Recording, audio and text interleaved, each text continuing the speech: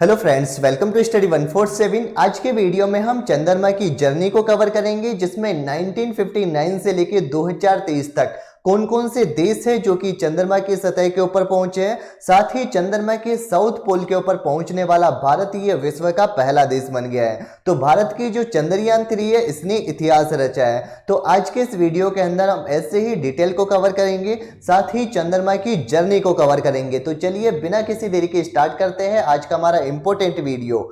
सबसे पहले बात कर लेते हैं सोवियत संघ की। सोवियत संघ ने शीत युद्ध के समय अपने 24 मिशन ये चंद्रमा के ऊपर भेजे थे। लेकिन यहाँ पे आपको ध्यान देना है कि जो सोवियत संघ था, इसका सन 1991 के अंदर विघटन हो गया, और 1991 के अंदर विघटन होने के बाद में जो सोवियत संघ था, यह रूस बन गया था।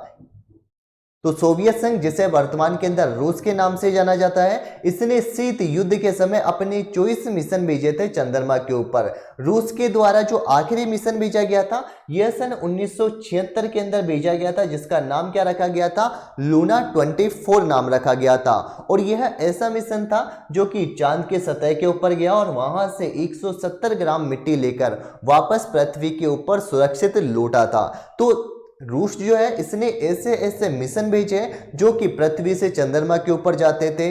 वहां पर जाकर वहां की जो सैंपल है, मिट्टी के सैंपल है, उसको लेकर वापस पृथ्वी के ऊपर आ जाते थे। तो ऐसे ऐसे मिशन यह रूस के द्वारा लॉन्च किए गए। तो रूस की जो अंतरिक्ष टेक्नोलॉजी है, वह उस समय इतनी बेटर थी कि उसने ऐसे ऐसे मिशनों को लॉन्च किया। लेकिन उसके बाद में 47 साल के बाद में सन 2023 के अंदर रूस ने अपना नया मिशन, जिसका नाम क्या रखा गया था? लूना 25 रखा गया। लूना 25 मिशन, इसको 11 अगस्त के दिन लॉन्च किया गया था। 11 अगस्त के दिन जो आपको ये रॉकेट दिखाई दे रहा है, जिसका नाम क्या है? सोयूज 2.1B रॉकेट, इसी के द्वारा इसको लॉन्च किया गया था। और यह 19 अगस्त को चंद्रमा की सतह के ऊपर पहुंच गया था, यानी चंद्रमा के ऑर्बिट के अंदर प्रवेश कर गया था। लेकिन लास्ट टाइम पर जब सॉफ्ट लैंडिंग की बारी आई, उस समय ये क्रैश कर गया। इसीलिए जो रूस का लूना 25 मिशन था, यह फेल हो गया था। यहीं पे यदि बात की जाए कि जो लूना 25 मिशन था, इसको चांद के साउथ पोल के ऊपर भेजा गया था और यह वहां पे 1 साल तक कार्य करता। रूस की जो स्पेस एजेंसी है, जिसका नाम क्या है? रोसकोस्मोस, इसके अनुसार जो लूना 25 भेजा गया था, इसका वहां पे जाने का मेन मकसद क्या था? एक तो साउथ पोल के ऊपर सॉफ्ट लैंडिंग टेक्नोलॉजी, इसको विकसित करना, और वहां पर जाकर चांद के ऊपर जो मौजूद पानी या फिर इसके अलावा जो अन्य खनिज तत्व है, उन सभी की जानकारी इकट्ठा करना, ये इंपॉर्टेंट मकसद था लूना 25 का, जिसको रूस की अंतरिक्ष एजेंसी, जिसका नाम क्या है? रोसकोस्मोस, इसके द्वारा इसको भेजा गया था। जैसे जो भारत की अंतरिक्ष एजेंसी है, इसका नाम क्या है? इसरो। ऐसे ही अमेरिका की अंतरिक्ष एजेंसी का नाम है नासा। जापान की अंतरिक्ष एजेंसी, जिसका नाम क्या है? जाक्सा। यहीं पे यदि बात की जाए सोवियत रूस की, तो जो सोवियत रूस है, इसने 1959 के अंदर लूना मिशन को लॉन्च किया था, जो कि चांद की सतह पे पहुंचने वाला दुनिया का पहला अंतरिक्ष यान था। और उसके बाद में 1966 के अंदर रूस ने लूना 9 मिशन को लॉन्च किया। लूना 9 मिशन जो था, यह रूस का पहला सॉफ्ट लैंडिंग मिशन था, यानी यह चंद्रमा के ऊपर गया और वहां पे जाके इसने सॉफ्ट लैंडिंग की। और इसी लूना 9 मिशन के तहत पता चला कि जो चंद्रमा की सतह है, वह कैसी सतह है? ठोस सतह है। तो दोनों याद रखने कि 1959 के अंदर रूस ने लूना मिशन को लॉन्च किया था, जबकि 1966 के अंदर लूना 9 मिशन, यह चांद के ऊपर जाने वाला, वहां पे सॉफ्ट लैंडिंग करने वाला पहला मिशन था। इसी के साथ साथ यदि बात की जाए अपने इसरो की, तो भारतीय जो इसरो टीम है, यानी भारत की जो अंतरिक्ष टीम है, जिसका नाम क्या है? इसरो, इसने 14 जुलाई 2023 को चंद्रयान 3 को लॉन्च किया गया था। और चंद्रयान 3, इसके 3 मकसद थे, जिनमें से 2 मकसद पूरे हो चुके। एक तो क्या था कि चंद्रमा के साउथ पोल के ऊपर जाकर वहां पे अपनी सॉफ्ट लैंडिंग टेक्नोलॉजी, इसको विकसित करना, और सेकंड क्या था? वहां पे जाकर रोवर को चलाकर दिखाना। तो चंद्रयान 3, इसने चंद्रमा के साउथ पोल के ऊपर जाकर सॉफ्ट लैंडिंग कर ली है, वहां पे जाके रोवर को भी चला दिया है। लेकिन अब थर्ड मिशन क्या है कि वहां पे मौजूद तत्व जो है, इनकी जांच करना और वहां पे पानी का पता लगाना। तो ये 3 मकसद जो थे ये चंद्रयान 3 के थे। यहीं पे यदि बात की जाए कि भारत के द्वारा चंद्रमा के ऊपर पहला मिशन कब लॉन्च किया गया था, तो ये सन 2008 के अंदर 22 अक्टूबर सन 2008 को चंद्रमा के ऊपर पहला मिशन जिसका नाम क्या था चंद्रयान 3 लॉन्च किया गया था। चंद्रयान 3 की यदि कॉस्ट की बात की जाए तो इसकी कुल कॉस्ट आई थी 380 करोड़ रुपए, जिसको लॉन्च किया गया था PSLV C11 के द्वारा, यानी polar satellite launch vehicle C11, इसके द्वारा चंद्रयान फर्स्ट को लॉन्च किया गया था। लेकिन यहीं पे बात की जाए कि जो चंद्रयान 2 था जिसको कब लॉन्च किया गया था, 2019 के अंदर लॉन्च किया गया था इसको चंद्रयान 2 को, जिसकी अप्रोक्सीमेटली कॉस्ट आई थी 960 करोड़ रुपए, जिसको GSLV MK3 M1 के द्वारा लॉन्च किया गया था। यहीं पे यदि बात की जाए कि अभी हाल ही में जो चंद्रयान 3 लॉन्च किया गया था इसकी कुल कॉस्ट तो आई थी 640 करोड़ रुपए, जिसको किसके द्वारा लॉन्च किया गया था, LVM-3M4 रॉकेट के द्वारा इसको लॉन्च किया गया था। और इस रॉकेट को बाहुबली रॉकेट के नाम से भी जाना जाता है। यहीं पे यदि बात की जाए कि जो चंद्रयान 3 था इसको 14 जुलाई को लॉन्च किया गया था और ये चंद्रमा के ऊपर 23 अगस्त के दिन जाके पहुंचा था। लेकिन जो रूस का लूना 25 मिशन था इसको लॉन्च तो किया गया था 11 अगस्त को, लेकिन ये 19 अगस्त को ही चांद की सरफेस के ऊपर जाकर पहुंच गया था। तो रूस के लूना 25 मिशन के अंदर आखिरकार ऐसा क्या था कि वो इतने कम समय के ऊपर चंद्रमा की सरफेस के ऊपर पहुंच गया। तो यहां पे दो बातें ध्यान रखनी है कि एक तो जो भारत की इसरो की टीम है इसके द्वारा जिस रॉकेट के द्वारा इसको लॉन्च किया गया था इसके अंदर ओनली 3 स्टेज है, जबकि लूना 25 इसके अंदर टोटल 4 स्टेज होती है।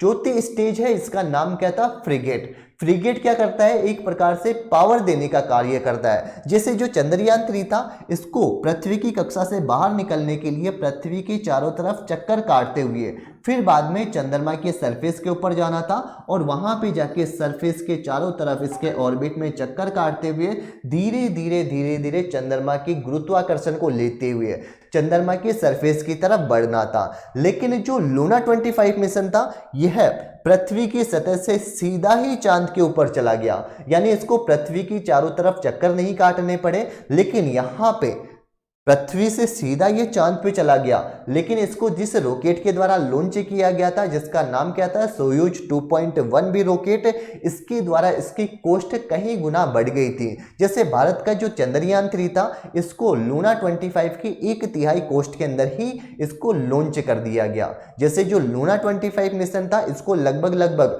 1900 करोड़ रुपए के अंदर लॉन्च किया गया, लेकिन यहीं पे चंद्रयान 3 इसको 640 करोड़ रुपए के अंदर ही लॉन्च कर दिया गया था। यहीं पे यदि बात की जाए अमेरिका की, तो अमेरिका जो है ये दुनिया का इकलौता ऐसा देश है जो चांद पर किसी इंसान को पहुंचाने के अंदर कामयाब रहा। तो अमेरिका के द्वारा, अमेरिका की एजेंसी का नाम क्या है, अंतरिक्ष एजेंसी का नासा। इसी नासा एजेंसी के द्वारा कब 1969 के अंदर अपोलो 11 मून मिशन ये लॉन्च किया गया था। तो अपोलो 11 मून मिशन इसी के द्वारा अमेरिका ने चंद्रमा के ऊपर मानवों को पहुंचाया था। तो यह था अपोलो 11 मिशन और ये अमेरिका जो है ये दुनिया का इकलौता देश है जिसने चंद्रमा की सरफेस के ऊपर इंसानों को पहुंचाया। अब आने वाले टाइम के अंदर जो अमेरिका है जिसकी अंतरिक्ष एजेंसी है नासा, इसके द्वारा अगले मून मिशन के ऊपर कार्य किया जा रहा है जिसका नाम क्या रखा गया है, आर्टेमिस नाम रखा गया है। और इसी आर्टेमिस के द्वारा टोटल 3 मिशन लॉन्च किए जाएंगे, आर्टेमिस फर्स्ट, आर्टेमिस सेकंड और आर्टेमिस थर्ड, यानी ये टोटल 3 मिशन। इनको कब तक, 2026 तक इनको लॉन्च किया जाएगा। आर्टेमिस फर्स्ट की बात की जाए तो यह ओनली 4 चंद्रमा के ऑर्बिट के अंदर जाएगा और वहां पे जाके कुछ छोटे छोटे सैटेलाइट इनको वहां पे जाके लॉन्च करेगा।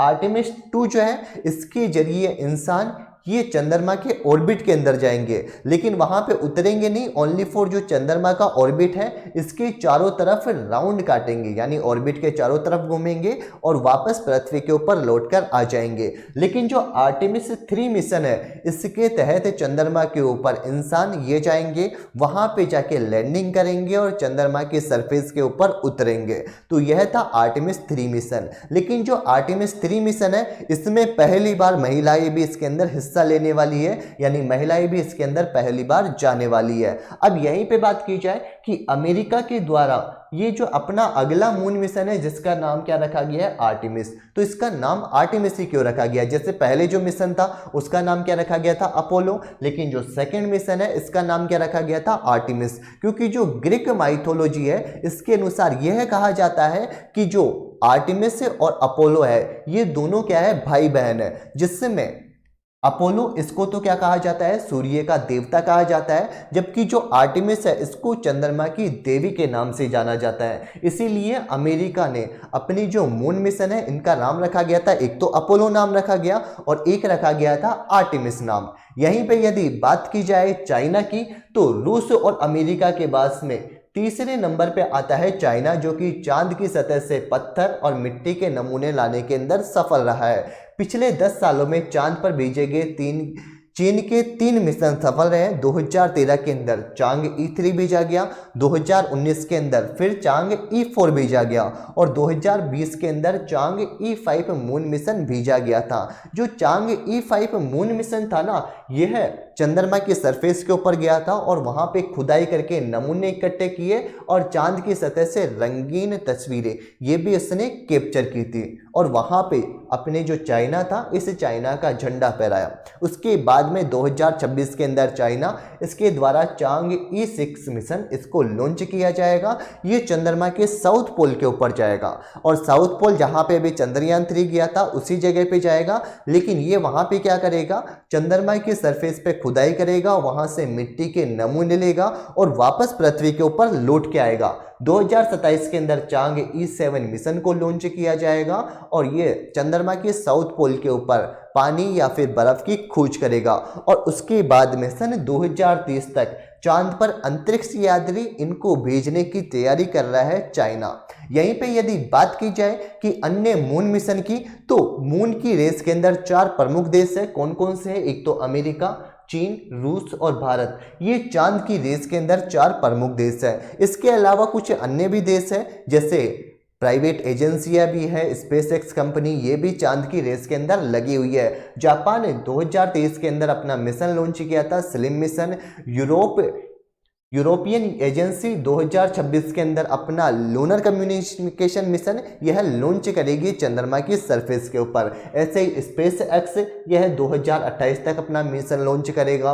ब्लू ओरिजिन यह 2029 तक चांद पर इंसानों की लैंडिंग की कोशिश करवाएगा और 2028 में एक डेमो मिशन को लॉन्च करेगा। ऐसे ही बात की जाए दक्षिण कोरिया या फिर संयुक्त अरब अमीरात, ये भी चांद पर भेजने के लिए अपने अपने मिशन के ऊपर कार्य कर रहे हैं। तो ऐसे अलग अलग देश भी है, लेकिन बात की जाए कि चांद की रेस के अंदर 4 प्रमुख देश कौन कौन से हैं, अमेरिका, रूस, चाइना और अपना देश भारत। भारत जो है इसने चंद्रयान 3 को भेजकर साउथ पोल के ऊपर एक बड़ी उपलब्धि हासिल की है। यहीं पे यदि बात की जाए कि आखिरकार ये चंद्रमा के ऊपर पहुंचने की होड़ क्यों लगी हुई है, क्योंकि सबसे पहले तो क्या है कि वहां पे पानी की संभावना है, कीमती धातुओं की संभावना, जैसे सोना हो गया, प्लेटिनम हो गया, टाइटेनियम हो गया, यूरेनियम हो गया, इन सभी कीमती धातुओं की संभावना है। इसीलिए चंद्रमा के ऊपर पहुंचने की होड़ लगी हुई है। थर्ड क्या है, वहां पे रुकने का अड्डा विकसित करना और फोर्थ नंबर है भू राजनीतिकी। भू राजनीतिकी की बात की जाए तो अलग अलग देश जो है इनके बीच में होड़ लगी हुई है कि कौन जो है ये पहली बार चंद्रमा के ऊपर जाएगा, वहां की पूरी डिटेल का एनालिसिस करेगा, यानी पूरी डिटेल सामने लेके आएगा। तो अलग अलग देशों के मध्य ये होड़ लगी हुई है। यहीं पे बात की जाए कि रुकने का अड्डा, तो पृथ्वी के सबसे पास में यदि उपग्रह की बात की जाए तो वह कौन सा है, चंद्रमा है, यानी चंद्रमा है। और यहीं पे रुकने का अड्डा विकसित किया जा रहा है। रुकने का अड्डा विकसित करने के बाद में क्या होगा कि इस चंद्रमा के ऊपर से अन्य ग्रह जैसे मंगल ग्रह के ऊपर जाना हो, शुक्र ग्रह के ऊपर जाना हो, तो वो आसान हो जाएगा। तो वहां पे जाके क्या करना है, रुकने का अड्डा विकसित करना, यह मेन मकसद है। तो इसीलिए चंद्रमा के ऊपर पहुंचने की एक होड़ लगी हुई है। यदि चंद्रमा के ऊपर पानी की संभावना, यानी कि पानी मिल जाता है, तो वहां पे क्या है, पानी से हाइड्रोजन को अलग किया जाएगा और इसको रॉकेट के ईंधनों के अंदर काम में लिया जाएगा। तो यह था मेन मकसद चंद्रमा के ऊपर पहुंचने की होड़ इसीलिए लगी हुई है। यहीं पे यदि बात की जाए कि अंतरिक्ष के नियम आखिरकार क्या क्या कहते हैं, तो 1967 के अंदर संयुक्त राष्ट्र के आउटर स्पेस समझौते के मुताबिक अंतरिक्ष के किसी भी हिस्से पर कोई भी देश जो है ये अपना दावा नहीं कर सकता। लेकिन 1979 के अंदर जो संयुक्त राष्ट्र था, इसका एक चंद्रमा समझौता हुआ था जिसके तहत अंतरिक्ष का कमर्शियल इस्तेमाल नहीं होना चाहिए। लेकिन इसके अंदर कौन कौन से देश, अमेरिका, चीन और रूस, इन्होंने इस समझौते के ऊपर हस्ताक्षर नहीं किए थे। अमेरिका अपने आर्टेमिस अकॉर्ड को बढ़ावा दे रहा है, यानी जो आर्टेमिस मिशन है जिसको 2026 तक अमेरिका के द्वारा लॉन्च किया जा सकता है, जिसके तहत अलग अलग देश ये चंद्रमा के रिसोर्स का इस्तेमाल कर सकते हैं। रूस और चीन ने इस समझौते के ऊपर हस्ताक्षर नहीं किए क्योंकि उनका तर्क है कि अमेरिका के पास में अंतरिक्ष के नियम बनाने का कोई भी अधिकार नहीं है। यानी सीधे शब्दों में कहे तो संयुक्त राष्ट्र ने अंतरिक्ष के लिए कुछ औपचारिक नियम बनाए जरूर है, लेकिन सुपर पावर से अपनी मनमर्जी कर रही है। वो जानती है कि अंतरिक्ष में जो पहले और पुख्ता तौर पर पहुंचेगा वहां उसी का कंट्रोल होगा। तो यह थे अंतरिक्ष के कुछ नियम जिनका अलग अलग देश कोई पालन करता है, कोई इसका खंडन करता है। तो यह था इसरो की क्या, यह थी चंद्रमा की जर्नी। 1959 के अंदर पहला अंतरिक्ष यान भेजा गया था जो कि रूस के द्वारा भेजा गया, और 2023 के अंदर अभी हाल ही में चंद्रयान 3 को लॉन्च किया गया था भारतीय इसरो की टीम के द्वारा, और इसने वहां पे जाके सॉफ्ट लैंडिंग कर लिया। यानी भारत ने सॉफ्ट लैंडिंग टेक्नोलॉजी यह विकसित कर ली है।